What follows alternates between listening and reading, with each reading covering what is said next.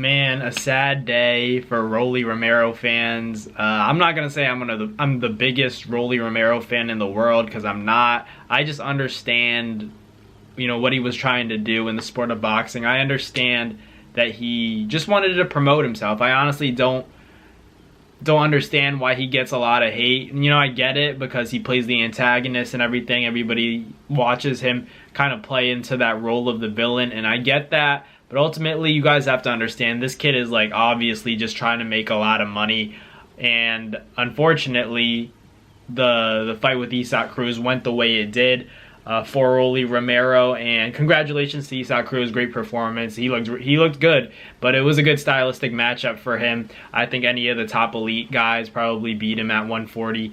But it was a good matchup in terms of Rolly Romero. Obviously, a lot of fights, a lot of fighters have a padded record. I'm not saying Rolly has a padded record. I just think he had some controversial wins. He's been a very controversial fighter. He's not the most experienced boxer in the world. He started boxing late.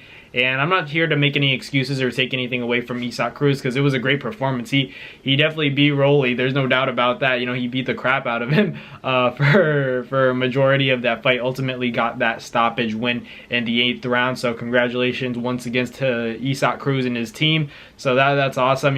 I'm sure Manny Pacquiao was proud having a fighter under his promotion win such a exciting fight, a fight that people were very entertained by and drawn into watching, because I feel like that was the true main event. That was the fight of the night, the fight that really delivered.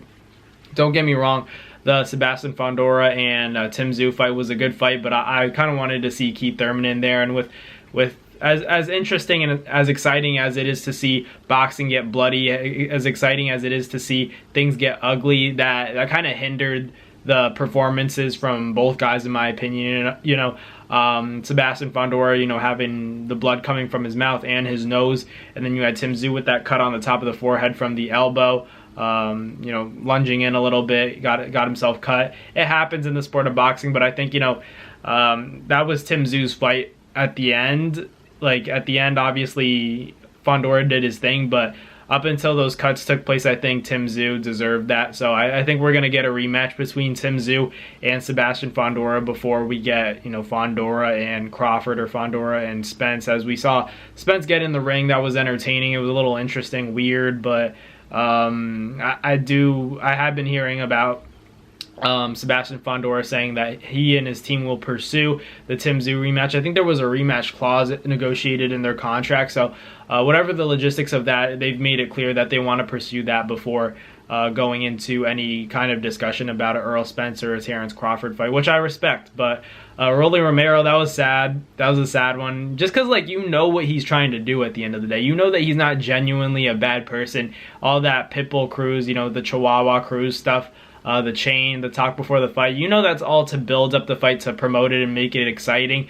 And it just didn't happen for him. Didn't get the outcome he wanted. I'm not sure what his game plan was going into the fight, but he was just there to get hit. And I think they took advantage of his inexperience. He was just in front of Cruz. And like I said, people with good footwork, fighters with good footwork, I think give Cruz a hard time. Like guys like Tank, we saw Tank give him a good run for his money. Ultimately beat him, and people like to talk about that was a close fight. I don't think it was a close fight. So I think when it comes to the elite of the elite in the sport of boxing, I think I just can't give it to Cruz. He's one of those fighters, I'm happy you won, you have the title at 140, but I don't think he keeps it if he faces the elites, is what I'm alluding to. And I think a fight with Shakur Stevenson is a great fight for him. In terms of, I think that's something that Shakur has been calling for. I do think Shakur beats him, but still, the lead-up would be interesting. I think it's a good stylistic matchup for Pitbull Cruz, to be honest with you guys, because Sean Gibbons, obviously with Manny Pacquiao's promotions and kind of, a manager to Cruz, he has talked about the fact that he doesn't really want Shakur Stevenson to fight Cruz, because it would just be Shakur running all night long. And I'm not sure if that's entirely true, but I do think that it's a tough test for Shakur, fighting a guy who's gonna come forward. Because even Shakur, he tweeted about it. He said, anybody who thought Rolly Romero had a chance of beating Cruz doesn't know anything about boxing. But I think Tank said that Rolly was gonna stop Cruz, and So you take that for what you will, but ultimately, like, Shakur gives credit to Cruz because he knows it's not an easy fight. Shakur was talking about the fact that Cruz can't be beat by just a bigger fighter who can crack and is a little awkward. It's not enough. You need to be able to move. You got to have skills to beat a guy like Cruz. He's not as one-dimensional as people make him out to be. I thought Cruz and Rolly were gonna be just a little bit more competitive, but it was very one-sided in favor of Cruz. But that just goes to show the wear and tear that Rolly has taken and has experienced throughout the last 2-3 years. For all of you guys who know the Tank fight and then ultimately the sparring, the Barroso fight, he's taken a lot of punishment, and I think his chin, ultimately when you start getting hit more, you've been knocked out already, both in sparring and on a professional stage. I think it does something to you. It does something to your psyche. It impacts you. Your brain kind of knows when to shut off when you get hit with a big shot. So I think that's what's happening to Rolly Romero now. I'm not sure what the best next step for him is. I just think he's taking a lot of punishment as of recently, and I'm not sure I like it for his career, despite the fact that guys like Floyd Mayweather have reached out to him telling him to keep his head up. That's all great stuff, but you have to think longevity, long term. Is this still a good idea for you? I'm not sure. There are a lot of fights that people want to see Rolly Romero in, especially if his opponent can crack, because it's not gonna look good. I'm pretty sure any skilled fighter is gonna be able to put Rolly's lights out, unfortunately. But maybe a guy like Shakur, who they've talked about his power. They've made a lot of comments about the fact that he has pillow hands. They say the same about Devin Haney. Maybe put Rolly against those guys to see if it's true. And Rolly himself has said that Shakur is a boring fighter, that Devin's a boring fighter. So if you put him in the ring with those guys, let's see what would happen. Obviously, like, you have to expect Devin Haney and Shakur to outbox him, but ultimately, if Rolly carries that element of power, who knows? Maybe those could be potentially good fights for Rolly Romero. It was just that was a tough one to watch, just because you have to sometimes understand where these fighters are coming from and what they're trying to do in the sport.